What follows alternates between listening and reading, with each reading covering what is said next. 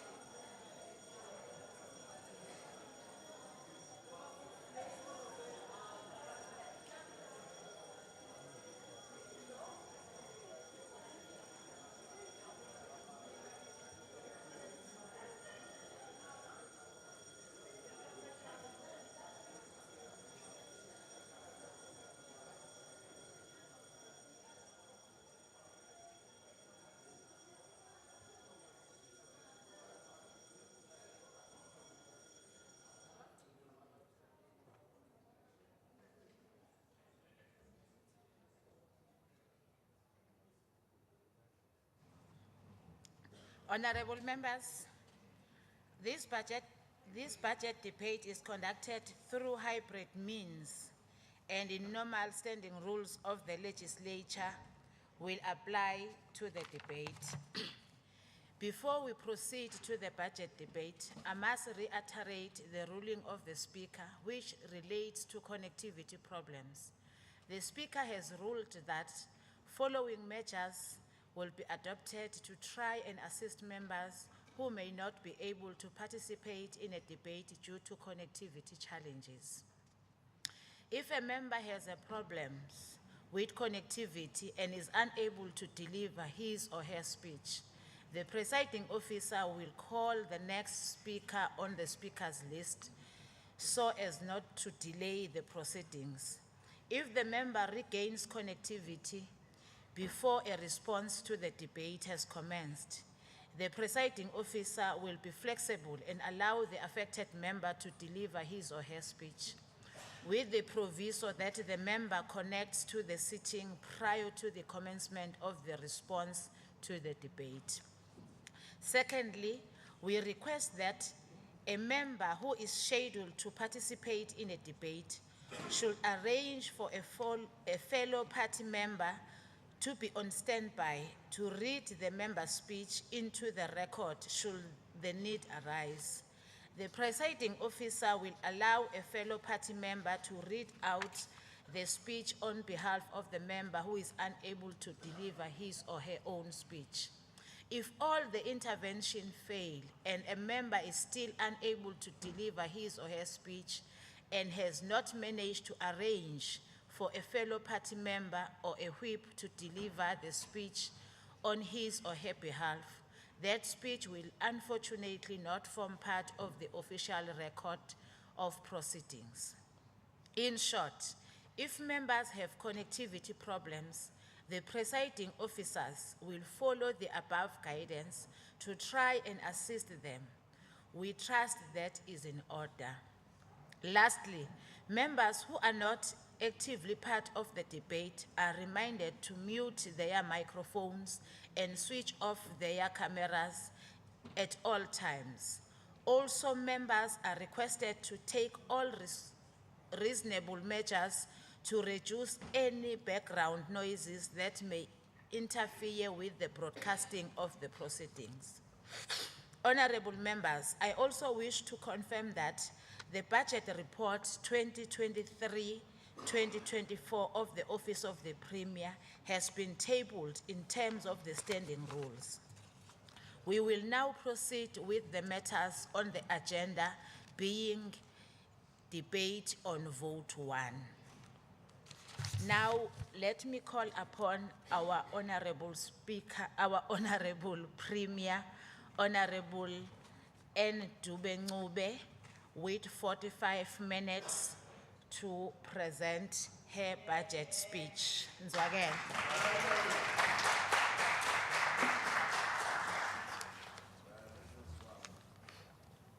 Ungambambisi washo njalo ngisaphefumula. Ngisaphefumula nje ngilinde nje kahle. Ngiqale ngiphefumule. Wakwethu wena. Thank you. Thank you, Honorable Chairperson, Honorable Speaker, Honorable Nontembeko Boyce, Deputy Speaker, Honorable Mthembu, Leader of Government Business, Mtombeni, my colleagues MECs, and other members of the Provincial Executive, honorable members of the Provincial Legislature, members of the traditional leadership, amakhosi asendlunkulu, kanye noholo usihlalo wendlu yobuholi bomdabu eNkhoisan, KwaZulu-Natal. We also wish to acknowledge the business members, diplomatic corps, Director General leading the whole cohort of officials, the people of KwaZulu-Natal, members, distinguished guests, members of the media, ladies and gentlemen. I am honored to stand before this esteemed House to present budget of Vote 1, the Office of the Premier for the 23-24 financial year.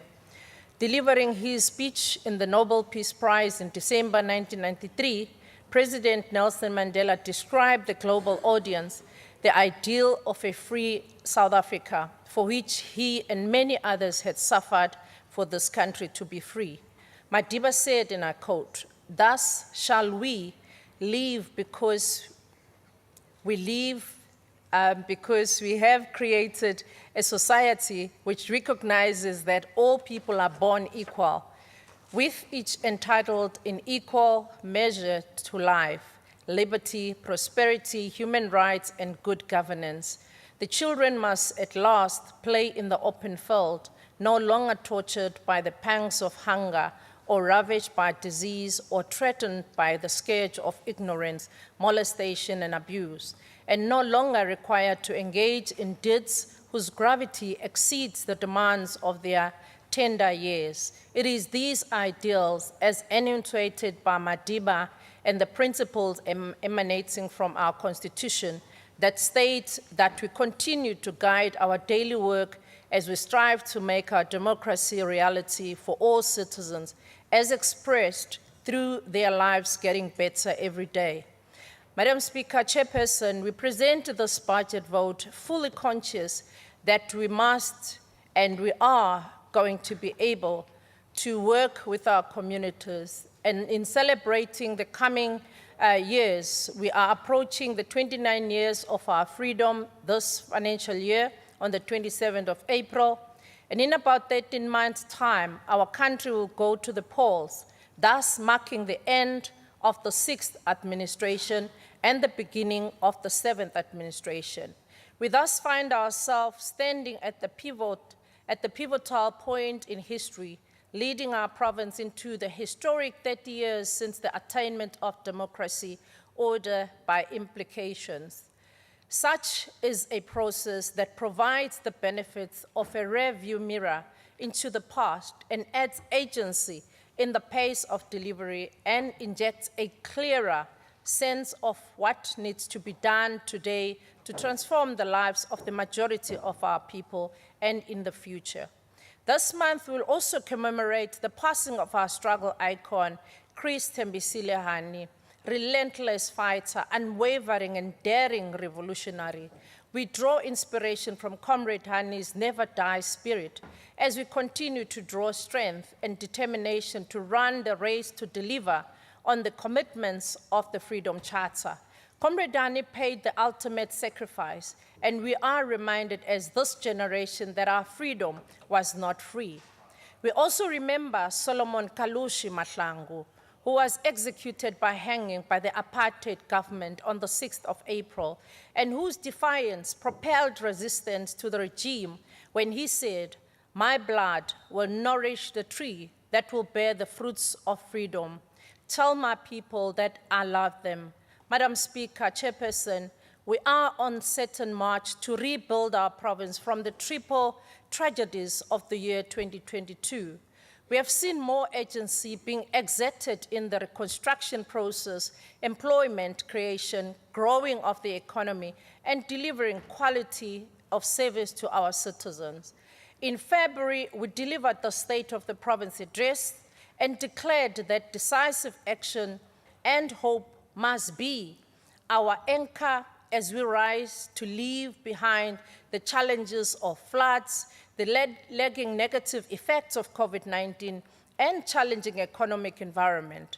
During our address, we undertook to act decisively in implementing our program of action with the aim of transforming the lives of our people of KwaZulu-Natal into a better life. We outlined programs to be rolled out in the province, provincial-wide, and across municipalities in order to address the urgent challenges of our time, principal amongst which a sustained inclusive economic growth, inequality, poverty, and unemployment. The budget vote of this week that will be delivered by my colleagues builds on the hopeful and decisive actions we announced in February. It provides the opportunity for next few days for the provincial departments to present to the nation and to our people of the province the financial resources that will be allocated to the programs to implement over the 2023-24 financial year, and as a further commitment to bettering the lives of our people of KwaZulu-Natal. This budget vote one has a direct line of sight from the State of the Nation address that was delivered by our President, His Excellency, President Ramaphosa, in his State of the Nation address, but also the SOPA that we presented, honorable members, but also the budget speech by MEC Treasury, Honorable Peggy Nkonyeni, and the departments that will be presenting their votes being unveiled here this week. The mandate of the office, honorable members, is that it is a center within the provincial government that has repositioned itself to drive the priority areas as announced in the State of the Nation address by our presidency. We therefore draw our implementation plans based on the budget that will be presented by MECs in ensuring that we address the matters of service delivery, we address the matters of poverty, unemployment, and inequality.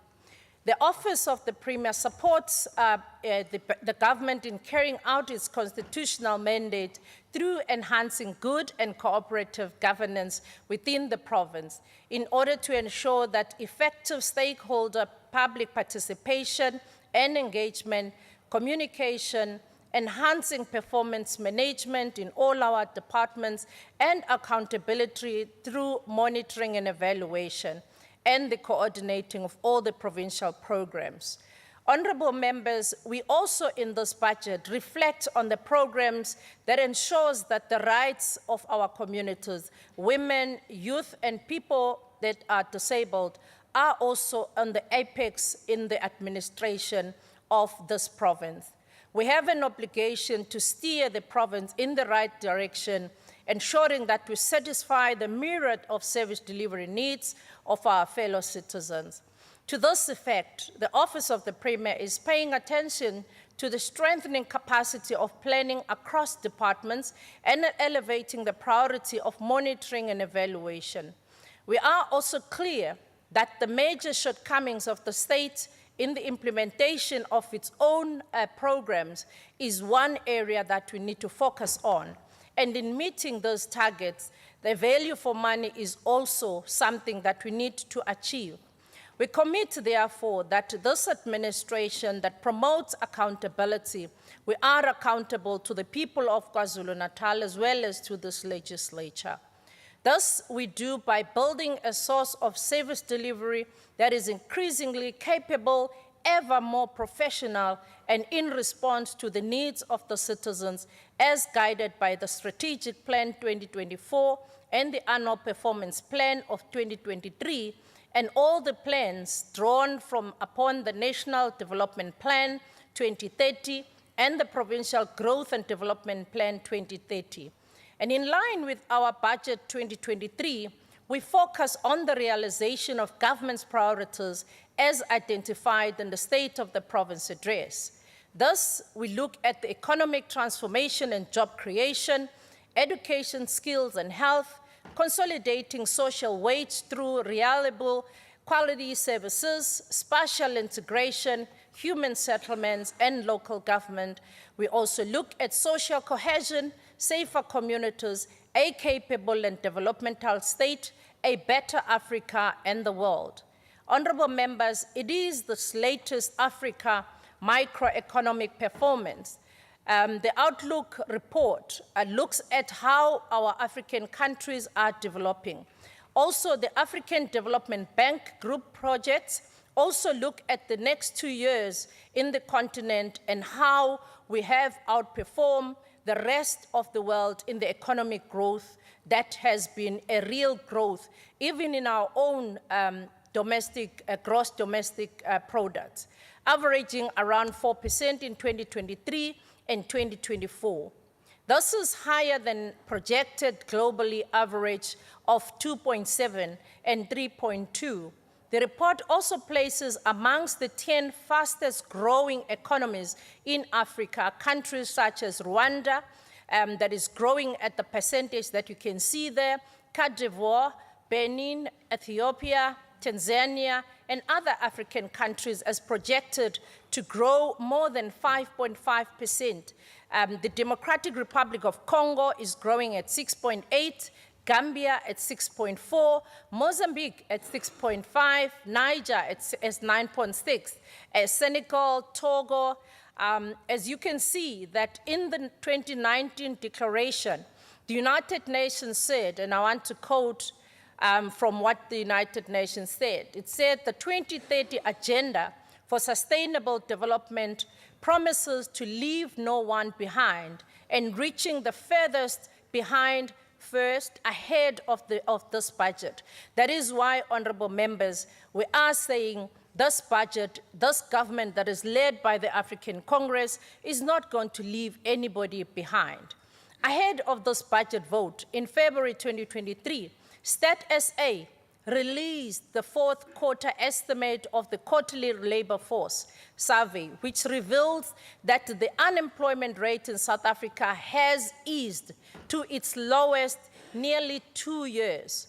And this is the statistics that honorable members can look for themselves so that when you come here to debate, you know what we are talking about. This, despite the economic disruptions caused by the acute load shedding that worsened during the last quarter of 2022.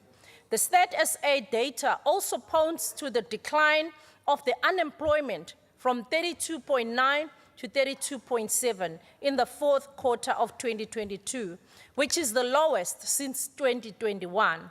While the overall quarterly labor force survey reveals that in the 3 months to December 22, the total number of persons employed increased by 15.9 million nationally. Much work remains to be done before we can claim that we have be able to tame the shrewd and concerned the bull in terms of the unemployment. Honourable members, KwaZulu-Natal government is working hard to reposition itself as a catalyst to Africa's economic growth and investing in strategies that will use our comparative advantages like the ports, the tourism attractions, access to oceans, and the resourceful of our fellow citizens to drive the economic growth. And I know that my colleague, Honourable Mtombeni, will elaborate more in terms of how we are looking as a province, but also what is it that we are doing to be able to reach this apex. The Office of the Premier is rolling out plans to fashion our African economic growth miracle and to become a province rising to defy all factors militating against our success.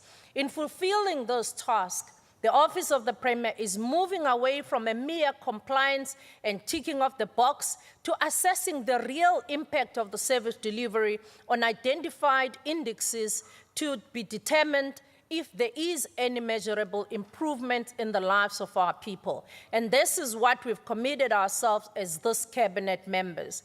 Thus, through the investments in the digital monitoring and evaluation system, the department will work in ensuring that we establish the development impact of the government policies, plans, and programs. The system will also track the National Development Plan, the Provincial Growth and Development Strategy, and ensure that all of these are translated to effective service delivery programs at the provincial, district level, and even at the local level. Working with Stat SA, the Office of the Premier is procuring services of the statistician to improve the role of research, data collection, and analysis of these data in our province.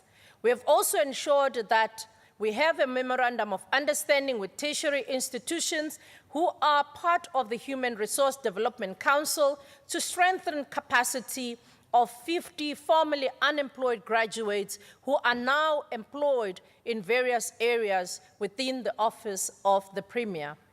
When we look at how we've moved, honourable members, on the floods, this month marks a year since the devastating floods that struck our province, causing immeasurable devastation in its wake. We feel the pain of families that have lost their loved one. Sithi kubantu bakithi abalahlekelwa zihlobo zabo sikanye nabo emthandazweni. Kodwa siyaqonda futhi ubuhlungu abahleli nabo ukuthi kuzokube manje bangakwazi ngisho ukuthola ithambo ngoba thina siyakholelwa ekutheni kumele ukuthi ithambo lakho ulifihle lapho owaziyo khona ukuthi ulibeke khona. Njengamanje iminyango ebambisene uhealth as well as umnyango wamaphoyisa bayasebenzisana ukuthi kube nohlelo lokuxhumana nemindeni mayelana nalolu daba. We present this budget vote knowing that no amount of money can heal that pain that our people are feeling. However, we want to report that our government has committed itself over 2.054 billion to rebuild the infrastructure that was hit hard by the floods. The biggest commitments of these points that we see is the one that is being spent by the Department of Transport to rebuild road infrastructure network. And in this regard, we report that overall, over 400 million has been spent already, with the Department of Transport spending over 250 million in the next quarter. We are rigorously also implementing our empowerment programs of the vulnerable groups, and we are unapologetic by doing this, honorable members. Ngoba siyazi ukuthi abantu bakithi bahleli phezu kobuhlungu nobunzima obungakanani ngokungabi nawo amathuba omsebenzi. Of the 2 billion and 50 million rand, 1.3 billion rand will be awarded to entities eziholwa ngabantu abamnyama. 530 million rands will be spent kubantu besifazane. Ebese kuthi another portion, 20 million, is spendwa kuma military veterans, which will be allocated over the 20 million over this MTEF. While the youth is getting a sizable chunk of this amount. And lokhu sikwenza ngoba kuyi-policy kahulumeni ukuthi kufanele abantu besifazane, ulusha, ama-military veterans, abantu bakithi abakhubazekile, nabo babe nejoka elehlayo uma ngabe uhulumeni enza imisebenzi nabo njengama-sectors ahlukahlukene.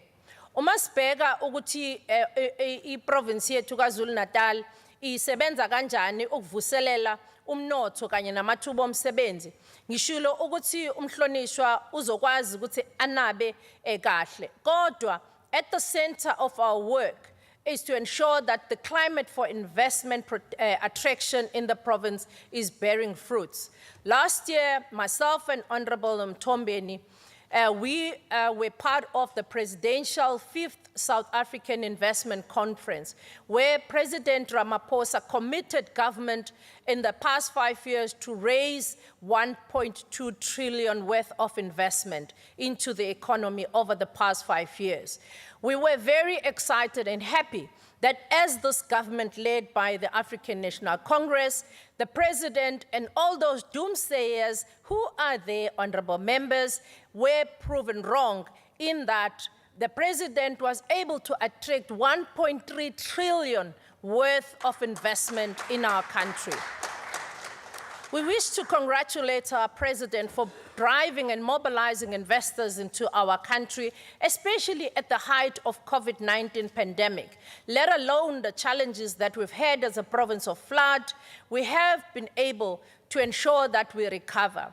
We have been also beneficiaries of such drive, and we are excited numerous investment that were announced by the president have also found its way to KwaZulu-Natal, such as Heineken, African breweries, which are two leading groups that have announced their 21 billion investment in our province, so as the many other companies that the president has announced. Despite all these challenges that we have faced, we are confident that we will recover the lost ground as this province. Last year alone, the province witnessed investments that were launched by the president, including the SAPIs and the HESTOs, where the president came himself as a commitment that he made to those investors. Our investment also include a number of companies that, again, I've said that honorable member will be able to elaborate better on them. Looking also at the number of opportunities that we are going to be mastering, we see even in some of these projects there are women-owned businesses, which we are very excited with, because indeed it proves that this government does not discriminate, but also will go all the way to support women-owned businesses. The provincial government has introduced various initiatives to take war to the criminals. As pronounced in the State of the Province address and further discussed during the budget hearings, each department did indicate that they have reprioritized their budget to make sure that the 10 million as a beginning, honorable members, that needs to be put towards the crime-fighting intervention is indeed budgeted for.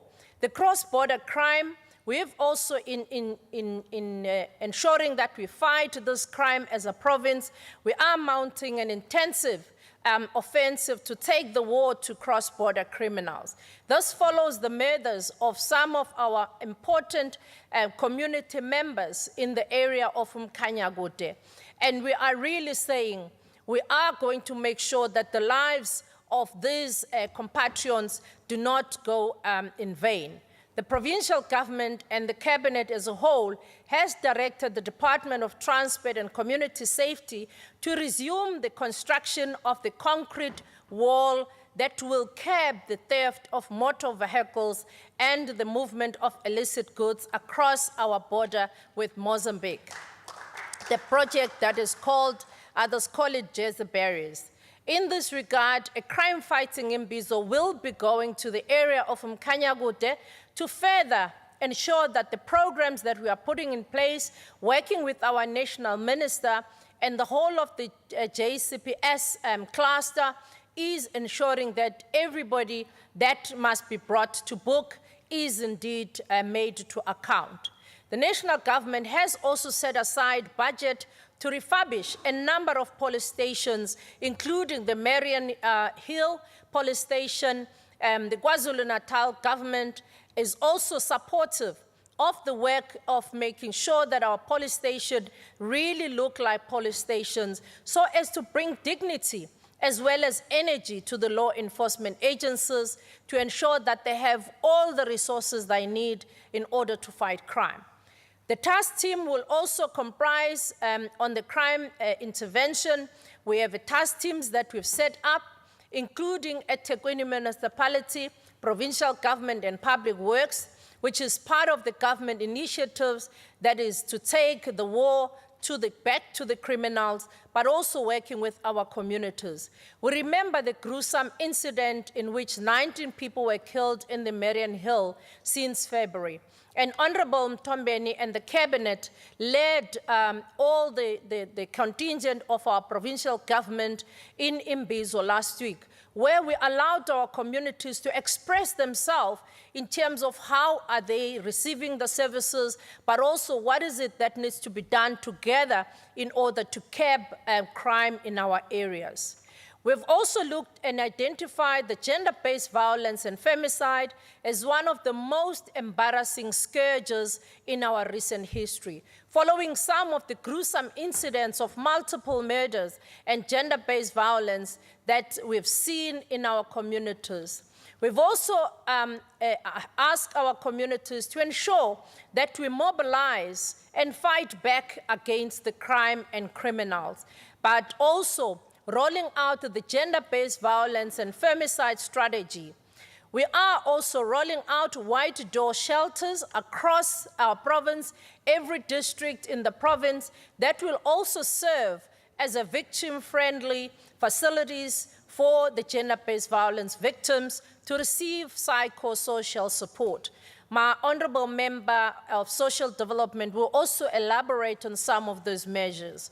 This is part of the contribution by the provincial government in the fight against crime and gender-based violence and femicide. We will never surrender our province to criminals who in recent times have become brazen and are really sowing fear in our communities, like in Marion Hill, Mbumbulu, Mkhanyakude, and many other areas of our province. A crime-fighting Imbizo that was held also saw the government holding hands with our communities in terms of the interventions that were announced there that will really ensure that all of us fight crime. Chief amongst those interventions have been the revival of community safety forums, working closely with the South African Police Service as well as other law enforcement agencies. We also unveiled 2 park homes that will serve as victim-friendly rooms for the gender-based violent victims to receive the psychosocial support. Through community mobilization crime hotspots are being targeted and eliminated as the central pillar to defeat the criminal networks. Our approach is that crime fighting starts in the communities and families, not because of anything, but because we know that criminals live among us, that criminals live with us. So this is why it is important for all of us in condoning and supporting criminal activities is something that we all need to fight against. Honorable members, more community Izimbizo will be held with a view of assessing the work of government, but also to listen to our people in terms of their real lived experiences in terms of how government is delivering its services. KwaZulu-Natal has also been able to move among the pack in the establishment of the 4RR Commission, following the Presidential Commission on the 4RR, which is Fourth Industrial Revolution. Thus, a team will be assisting the government in implementing the program that the Presidential Commission has set up for the country, but also to make sure that as a province we are guided in order for us to implement the Fourth Industrial Revolution programs. We've also concluded the first training of the data analysts, and through partnership with CETAs, NGOs, service training providers, more young people are being trained in the Fourth Industrial Revolution. We will be able to further detail the work that we are doing and that we're also going to continue doing. In terms of connectivity, a number of people have also engaged with myself in the province to say, in our areas, we want to see connectivity. We are then making sure that working with the Department of Telecommunications and Digital Technologies and the state-owned enterprises in 2023, 2024, 24-25, the province will roll out 7,253 community Wi-Fi hotspots, and more than 1 million households will have access to broadband connectivity across KwaZulu-Natal. A total of 336 million had been committed for the rollout of the Wi-Fi hotspots by both national and provincial governments. Over 350 jobs will be created, and 40% of work is being allocated to the SMMEs. In addition, we are also working with the Development Bank of Southern Africa in finalizing and establishing a joint project management unit that will work in fast-tracking the preparations for investment in KwaZulu-Natal broadband rollout. Working with the South African Connect programs in 2023-24 financial year, we are going to again to be rolling out in the areas or districts of Herigwala. We are putting there 132 Wi-Fi hotspots, Nkanyagude 465 hotspots, Ilembe 443, Amajuba 358, Zululand 602 in this 24-25 financial year. The rollout will see the following districts also being connected: eThekwini, King Cetshwayo, uMgungundlovu, uMzinyathi, uThukela, under the presidential employment stimulus.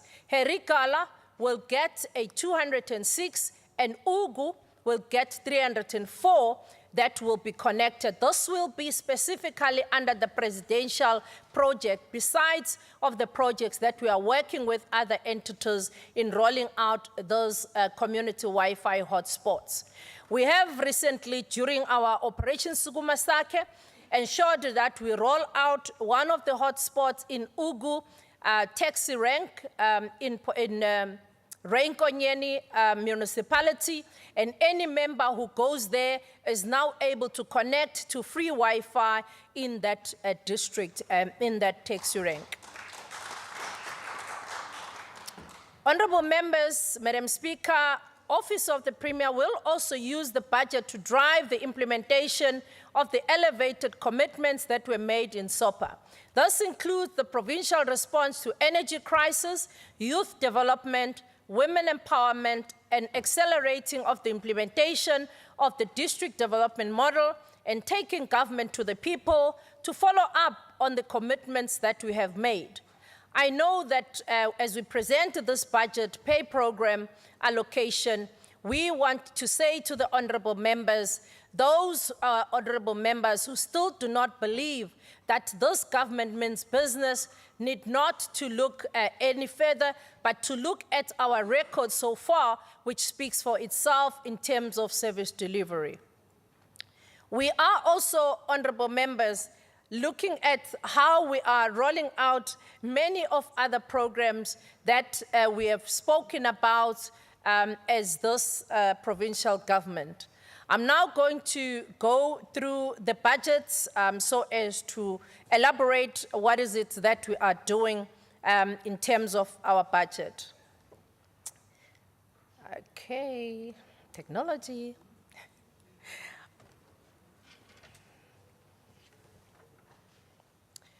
Honorable members, the budget allocations that we are looking at, the Office of the Premier will use its budget to drive the implementation of the elevated commitments that will ensure that we deliver on our commitments. This includes the provincial response in terms of the energy crisis, youth development, women empowerment, and accelerating the implementation of the district development model.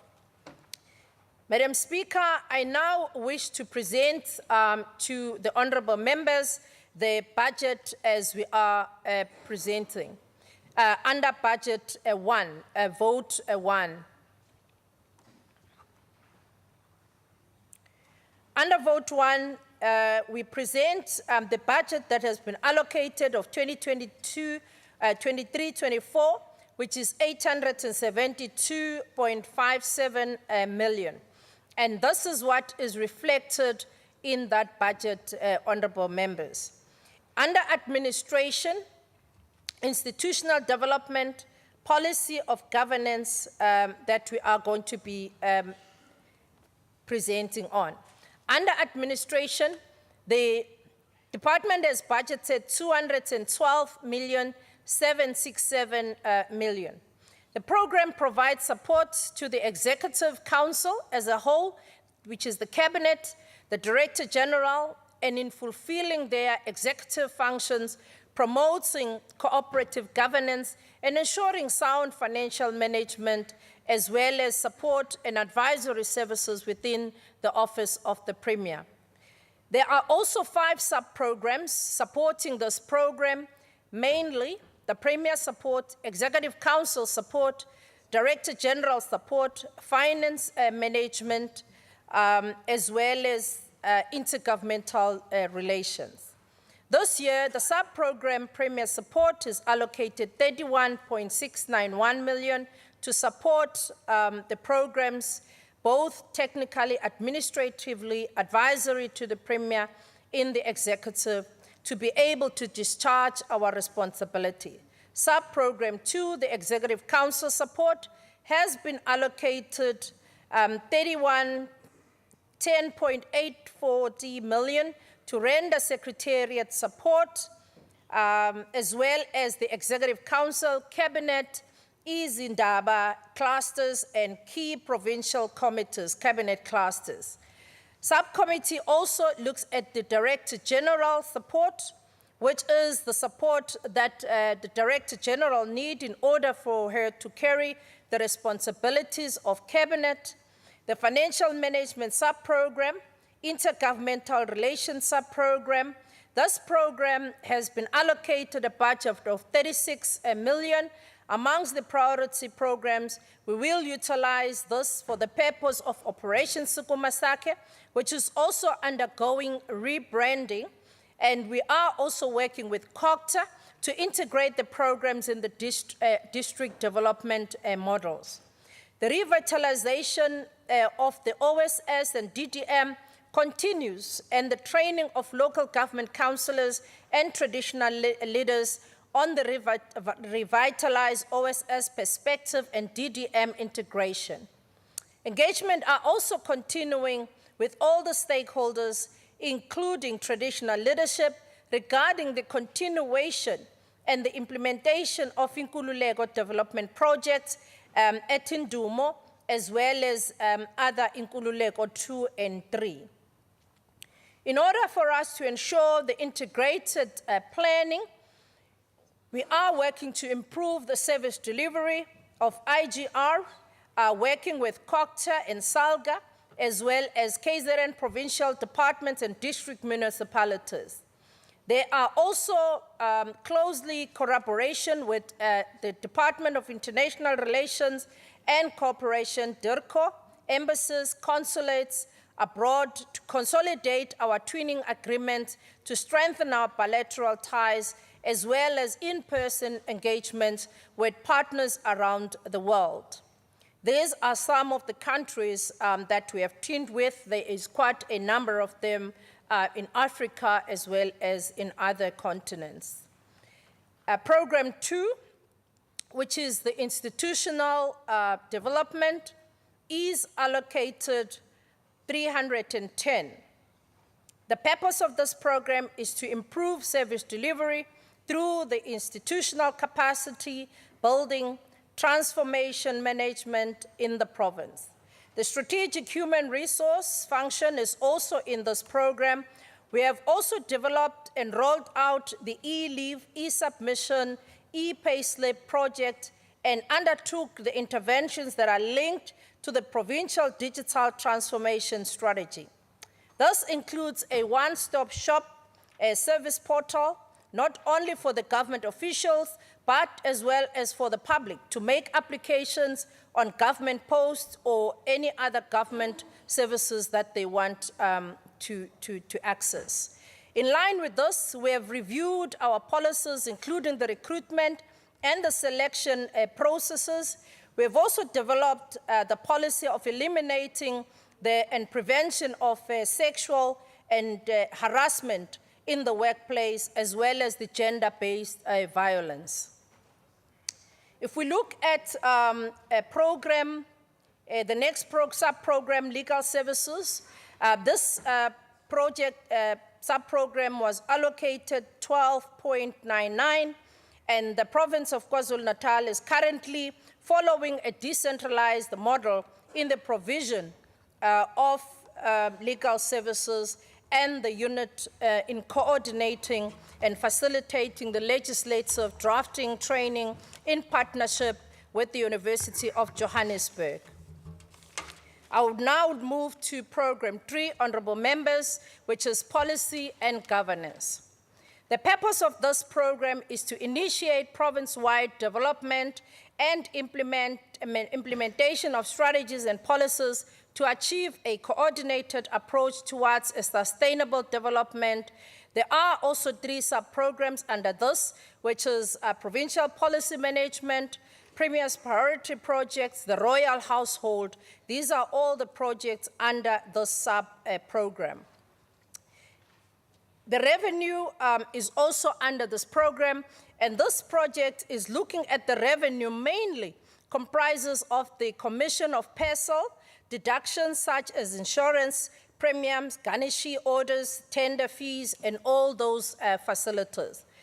Honourable members, as we are in the Freedom Month, 29 years ago, the apartheid statutes were burned to ashes, and the keys to more prisons were thrown away as we embrace the historic era of democracy in our country.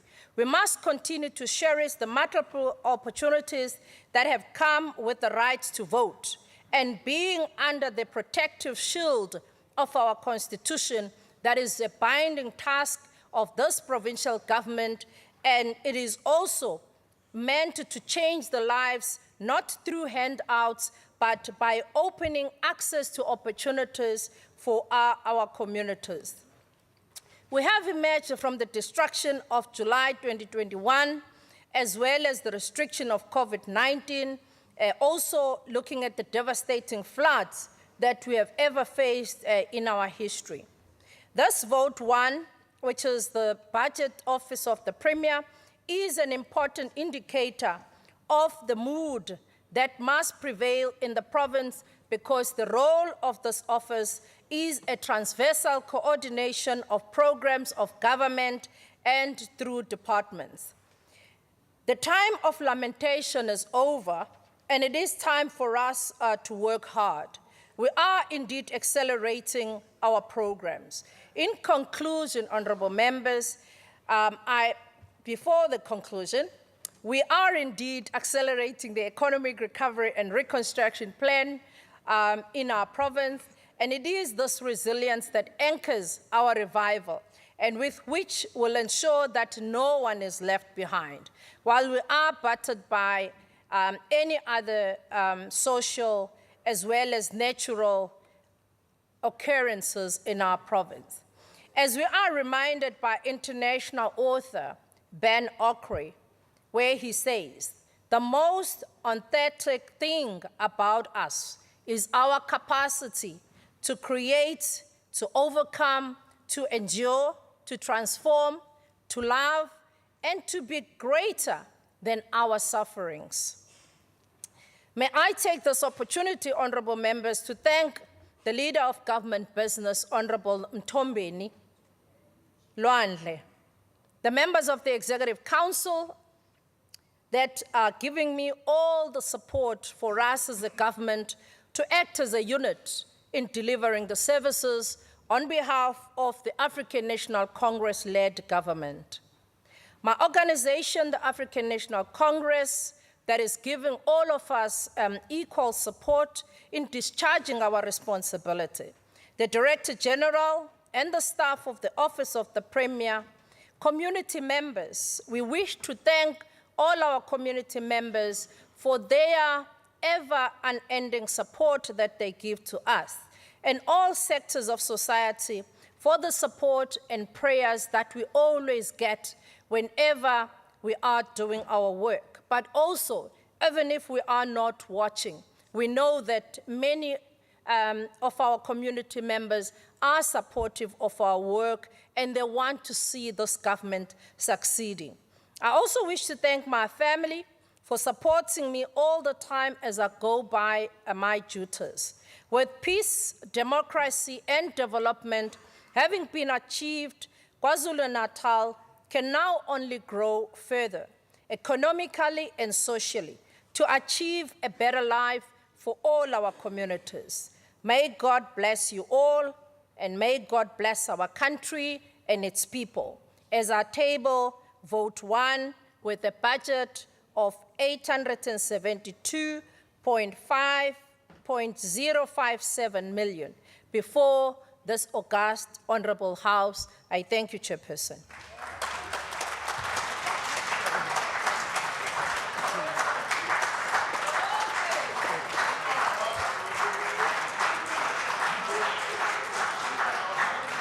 Thank you very much, Honorable Speaker Nzwagele.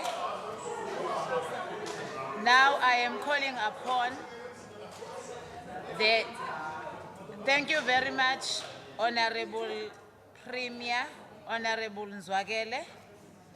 Now I call upon the Chairperson of Premier's Portfolio Committee, Honorable CQ Madlopa, with 10 minutes to give the report of the Portfolio Committee of the Office of the Premier. Mgunomnya.